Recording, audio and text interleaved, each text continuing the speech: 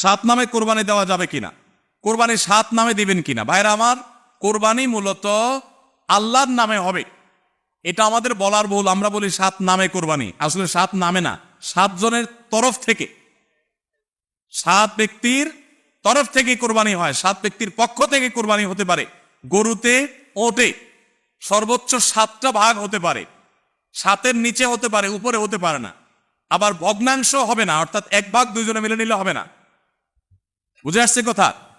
তিন ভাগ হতে পারে, দুই ভাগ হতে পারে, সাত ভাগ সর্বোচ্চ হতে পারে। সাত ব্যক্তির পক্ষ থেকে কোরবানি যথেষ্ট হবে। গরু এবং ওটে, মহিষে, এগুলোতে যথেষ্ট হবে। পরিষ্কার নবী করিম সাল্লাল্লাহু আলাইহি ওয়াসাল্লামের হাদিস রয়েছে।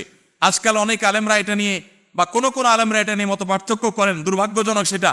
এটা নিয়ে সংখ্যাগরিষ্ঠ ইমামদের দ্বিমত নাই।